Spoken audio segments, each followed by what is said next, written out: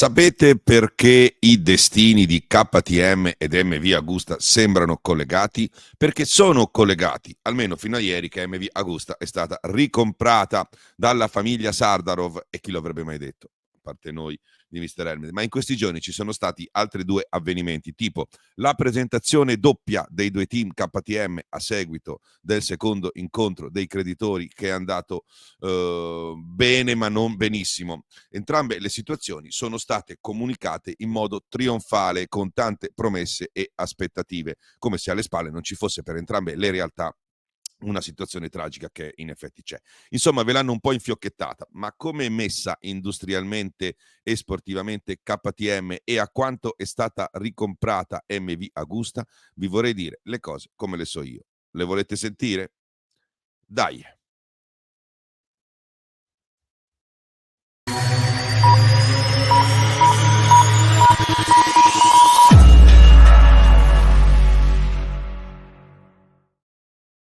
Ciao da Mr. Helmet, inizio con una richiesta. Allora, mettete un like sulla fiducia, è gratis e fate sempre in tempo a toglierlo, e poi iscrivetevi al canale e se vi va abbonatevi. Passo il tempo al telefono con le mie fonti per avere le informazioni più vere e meno condizionate che ci siano, e non avremo mai inserzioni da parte delle case noi per quello che diciamo e come lo diciamo, per cui vedete un po' voi se vi va di aiutare Mr. Helmet. Allora, parliamo di KTM. In un altro video ho spiegato cosa è successo realmente nella riunione di creditori, dove sembrava fosse stati risolti tutti i problemi, invece non era proprio così. La seconda riunione dei creditori, in cui in realtà sono stati ventilati nuovi investitori, ma nessuno di questi alla fine ha alzato la mano e ha confermato. Più che approvare la ristrutturazione, è stata calciata palla avanti al 25 febbraio. Nel frattempo, sempre nell'ultimo video, quello lì, abbiamo spiegato perché si è dimesso Pirer, ok? Un'altra cosa interessante è stato l'aumento di capitale, lo vedete qui, ma andiamo per ordine, ok? L'assemblea straordinaria di Pirer Mobility AG ha approvato, lo dice Pirer Mobility nella newsroom, tutte le proposte presentate, segnando un ulteriore passo nel processo di ristrutturazione di KTM AG, che si trova nella fase finale del piano di recupero. Ok, allora, punti chiave della riunione: nomina di Stefan Zöckling, che è il proprietario di Remus, nominato nel consiglio di sorveglianza con il 96% di voti favorevoli. Bulgaria, va bene. E poi è stato anche nominato presidente del consiglio di sorveglianza fino al 2028. Questo è molto importante, segnatelo: autorizzazione all'emissione di strumenti finanziari, decantato come una super figata. Ho dei dubbi, poi vediamo. Quindi l'Assemblea ha concesso al Consiglio esecutivo la possibilità di emettere delle obbligazioni convertibili, obbligazioni partecipative e diritti di partecipazione agli utili con 99% di approvazione. Vuol dire che Pirer può raccogliere capitali attraverso strumenti finanziari, che è diverso da aver trovato investitori giganti one shot, attenzione. Quindi eventualmente concedendo diritti di conversione in azioni, eventualmente. E poi, vabbè, hanno tolto una vecchia autorizzazione, cambiamenti ai vertici aziendali: Zöckling sostituisce Blasicek, Neumeister sostituisce Pire, e abbiamo anche spiegato perché. E poi ci sono gli obiettivi futuri, quelli ci sono sempre: recupero del gruppo, rafforzamento della posizione, questo è un classico, ok? Fiducia nel valore, nel marchio, tutte queste robe qui. L'interpretazione che do io a questa faccenda è che vabbè, Pirer Mobility, ristrutturazione, la nomina di Zöckling è un cambiamento per dare soddisfazione agli investitori e un fiducia agli investitori e alle banche, ma e poi c'è il forte supporto degli azionisti, che è una cosa buona, ok? Poi c'è l'emissione degli strumenti finanziari, perché Pirer Mobility sta cercando, mentre cerca gli investitori che se la comprano, di rafforzarsi attraverso nuove leadership, e quindi Zöckling, e nuovi strumenti finanziari, con l'obiettivo di recuperare qualche monetina, ok? E rilanciarsi un po'. La domanda che qualcuno si fa: ma questi che strumenti finanziari sono? Non è che sono dei junk bond? Esiste questa possibilità, perché la necessità di liquidità, il primo punto, necessità di liquidità di Pirer Mobility, insomma, la spinge ad emettere sicuramente degli strumenti finanziari per raccogliere fondi, che spesso sono, almeno in questi casi succede così, devono offrire rendimenti molto elevati per attirare gli investitori, e quindi il rischio è assolutamente maggiore dal punto di vista matematico. E poi c'è una cosa molto importante, che è il Punto 2, l'esclusione del diritto di sottoscrizione degli azionisti, cioè i nuovi strumenti finanziari sono stati emessi e potranno essere emessi senza il diritto di sottoscrizione degli azionisti, quindi potrebbe indicare che l'azienda cerca gente da fuori, magari disposta ad accettare un altissimo rischio in cambio di guadagni solo potenziali, ok? Quindi un'altra cosa è il punto 3, quindi la tipologia di strumenti finanziari emessi, quindi le obbligazioni convertibili e partecipative sono lo strumento tipico di chi cerca capitali quando è in grave difficoltà. Quindi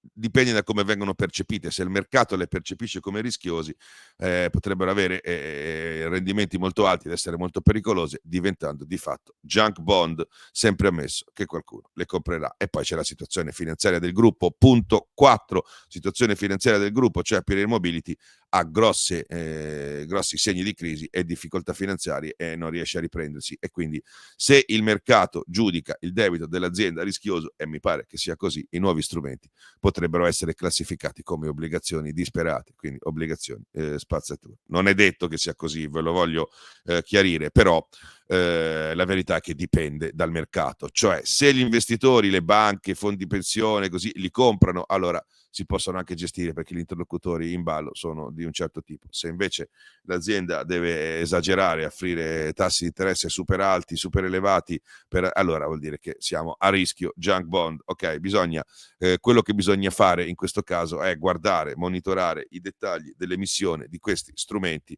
e il rating che verrà loro assegnato per capire se questo tipo di situazioni sono normali o sono spericolate. Ok, cioè, la verità è che questi ci hanno fatto pensare e capire che hanno trovato degli investitori 900 milioni di qua di là, tutto sicuro, e invece stanno emettendo dei bond, cioè i soldi li vogliono, non li hanno trovati, li cercano. È molto interessante anche l'interpretazione che dà Pete Byrer, l'uomo sul campo di Pirer, ex Pirer, adesso di Neumeister, che durante la presentazione del team ha iniziato a dire è stato un inverno complicato, ora possiamo tornare a parlare delle gare finalmente, cioè, come se le altre cose fossero delle cazzate, no? E la cosa veramente importante fossero le gare. Sono eccitato, 4 piloti fantastici di qua e di là, sulla carta è la squadra più forte che abbiamo mai avuto, non vedo che sono su 4 super professionisti, però la verità è che si parla di situazione complicata, di ostacoli da superare, di voglia di fare, ma non dicono che KTM è in una situazione disperata, perché poi alla fine per loro è come fosse una Dakar, è come se fosse la nostra Dakar, ogni riunione è una prova, e l'ultima che c'è stata venerdì scorso ha confermato che possiamo procedere con la nostra amministrazione controllata fino al 25 febbraio, quindi sta ammettendo quello che ho detto nell'altro video precedente, la paghetta, che questi hanno benzina mese per mese e basta, cioè questa è la verità, non è che ci possiamo prendere in giro più di tanto. I negazionisti che mi insultano ancora nei post, quelli con la foto KTM sul profilo, i concessionari KTM invasati, i proprietari di KTM terra fuori stradisti, e devono accettare che la realtà è che persino Pirer gli sta dicendo che loro hanno la paghetta mese per mese, ok? Quindi dietro le corse c'è una grande famiglia, tutte queste puttanate, no, da multilevel marketing. Quello che è la verità è che KTM fa le cose mese per mese quando le danno il permesso. Ok, ancora, negli ultimi mesi è stato un inverno complicato, per lui è solo complicato, non è il più grosso crack finanziario metalmeccanico della storia dell'Austria, no, è solo un momento complicato. Vogliamo che questa azienda continui a essere così com'è, la passione, la nostra vita, faremo dei ridimensionamenti, cioè, ma piccole cose, 2-3 mila persone a casa, perché dobbiamo essere più leggeri, cioè per loro i lavoratori sono un peso, quindi li buttano fuori come la zavorra quando sei in mongolfiera, devi prendere quota. Però il 25 febbraio sarà un buon giorno per noi, cioè lui vive, campa mese per mese come quelli con il reddito di cittadinanza, questa è la verità. E poi ha detto chiaramente quello che le persone oneste intellettualmente sanno già, cioè vogliamo rimanere sempre, non stagioni e ostacoli per KTM, saranno i creditori a decidere per ogni riunione. Ve l'ha detto 4 volte in un'intervista, ma la gente, quella che vuole capire quanto è figo e tutto quanto, cosa ha capito? Che va tutto bene, che è una piccola complicazione e che ci saremo. Questo ha capito. La parte in cui gli dice che ci danno un ossigeno mensile, quella non l'hanno capito, ok? Ma i giornali sono ovviamente sempre troppo amichevoli, devono dire che KTM è nei casini, ma sperano sempre che risorga, quindi c'è sempre l'inserzionista a cui tenere il culo umido, ok? Quindi i giornali troppo amichevoli, 2 ruote in testa, parlano del fatto che c'è una piccola crisi, c'è stata una crisi, però sentite il virgolettato di Marco Gentili, quello che mi aveva insultato su LinkedIn, non so se ve lo ricordate, che si è ripreso evidentemente dalla reaction, è tornato in cattedra a spiegarci la vicenda. Quindi abbiamo ancora dei siti come Due Ruote che non hanno ancora il coraggio di pronunciare la parola licenziamenti. Dice Gentili, sono uscite dall'azienda 1800 persone, come se fossero andate a fare una gita, no, col suo amico pettinato. Sono uscite, come uno che esce a fumare e non timbra il cartellino. Cioè non è che sono state licenziate e mandate a casa dalla sera alla mattina senza stipendio, ed hanno dovuto anche aspettare la cassa integrazione che gliel'ha data il governo e non KTM. No, sono uscite, ok? Sono uscite, 1800 persone sono uscite. Da un momento all'altro mi immagino che escono così dall'azienda e fanno ciao, ciao, noi usciamo così. Ma l'importante è fare le corse, una riunione dei creditori alla volta, per darvi un'idea di chi vi racconta le cose e come. Ok? E adesso MV, ok? MV, perché anche qui è andata come era logico che andasse, almeno per chi è sveglio, però non bene ma non benissimo. Ma prima devo parlarvi di un amico che è il nostro inserzionista, che è NordVPN.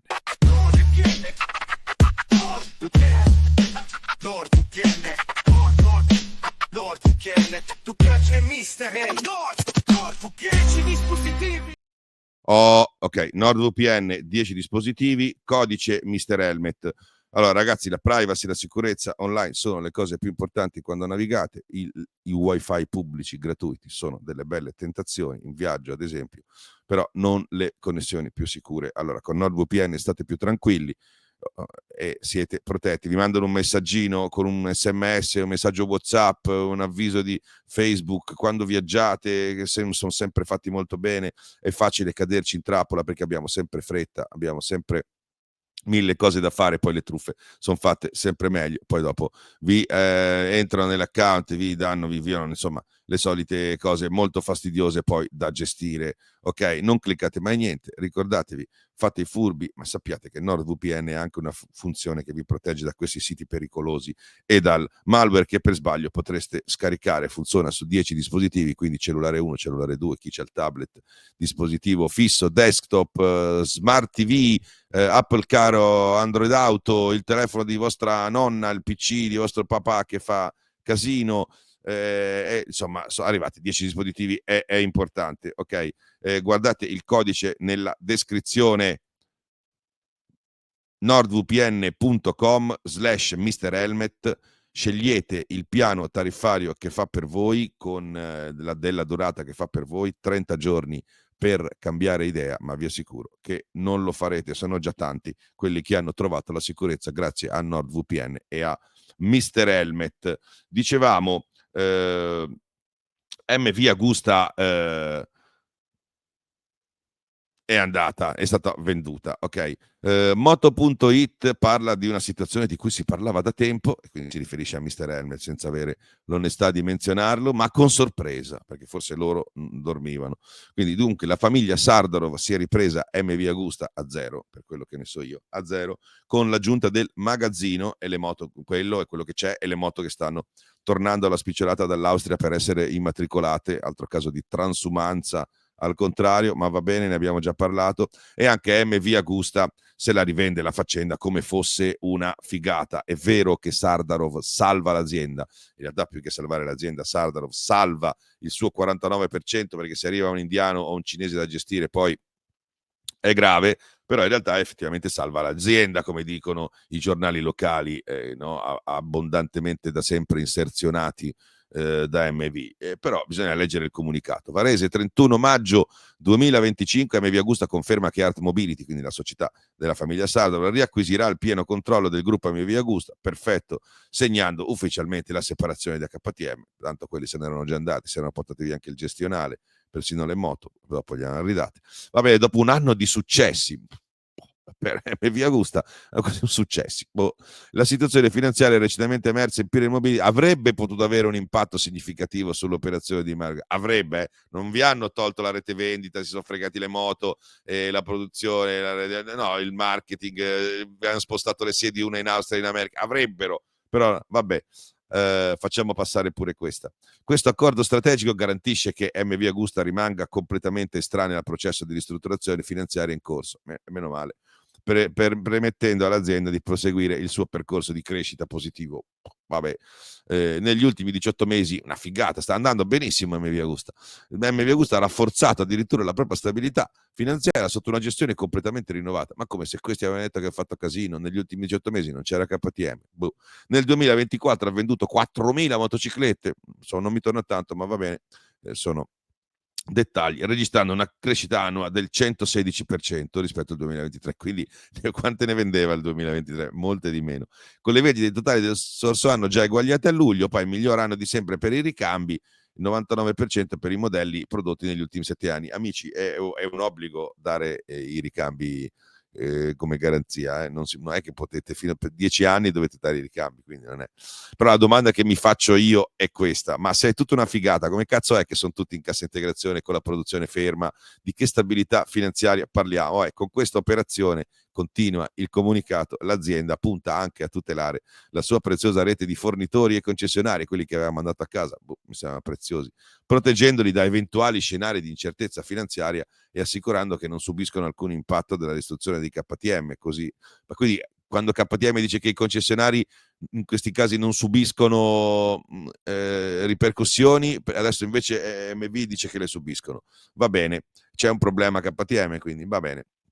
C'è un problema concessionari, va bene, vedremo quanti concessionari MV non hanno subito ripercussioni. Quindi, per quanto riguarda la rete vendita, 219 punti vendita attivi, quindi vendono 2 moto a testa, non so, 3 moto a testa, inclusi 41 centri di assistenza, continueranno la loro attività con una crescita addirittura prevista fino a 270 concessionari entro la fine dell'anno. Quindi invece di rendere MV Agusta più esclusiva, un concessionario ogni città, va bene. 20 importatori extraeuropei, vabbè, ci sta, a parte i partner commerciali, va bene. Quindi è una figata, però sul mercato, a livello di matricolazioni, il piatto piange, a livello di gente a casa ad aspettare la chiamata per lavorare 2 giorni a settimana, se va bene, pure, è inclusa la produzione ferma. Mi sembra che le cose funzionino diversamente. Dice Timur Sardarov, CEO di Art Mobility, ok, questo è il momento di grande orgoglio per lui, giustamente. Riacquisire il primo controllo dell'azienda significa che siamo oggi più forti e concentrati che mai.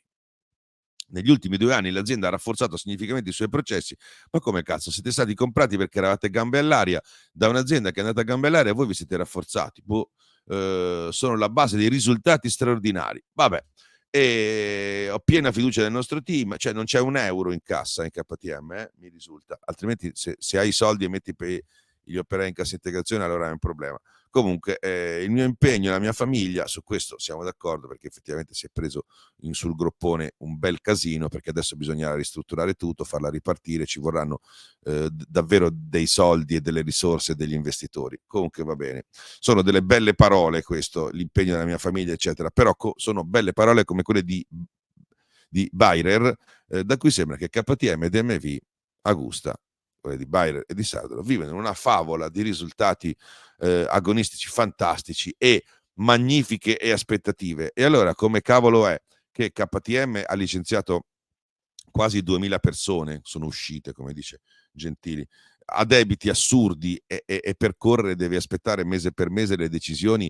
dei creditori? MV Agusta è un'azienda così figa, così top, così bim bum bam, che è stata comprata a zero, ha tutti in cassa integrazione con la produzione ferma, non c'è neanche il gestionale, per non parlare del fatto che le moto vendute a me non sembrano così tante e si stanno immatricolando la roba che si sono fatte venire dall'Austria, perché moto da dare eventualmente ai clienti non ne hanno, e quindi viene definita MV Agusta salvata da Sardarov. Quindi una cosa salvata vuol dire che sta morendo, perché tu un'azienda figa che è il top, mega risultati, meglio di sempre, 2024 figo, abbia i ricambi a bomba, super idee, così colà, cazzo è salvata, cioè un'azienda figa non è da salvare, quindi se l'azienda è figa non la devi salvare. Quindi la domanda è, prima di salutarci, ma che ci raccontano? Lo capite anche voi che le cose non sono esattamente come vi dicono, oppure no? Vogliamo iniziare a se non lo fanno quelli che lo devono fare per lavoro, a parte le aziende che hanno diritto anche di mettere un po' le carte e mescolarle, ma se non lo fa chi lo deve fare per lavoro di comunicare correttamente. Vogliamo almeno noi, quando leggiamo un testo, un documento, un articolo, una dichiarazione, iniziare a ragionare? Queste cose servono anche quando poi andate a fare le cose più o meno importanti della vostra vita. Non è che vi devo insegnare io, però un minimo di spirito critico ci vorrebbe, perché sennò poi devo fare tutto io, come al solito. No, scherzo. Un saluto da Mr. Helmet. Grazie.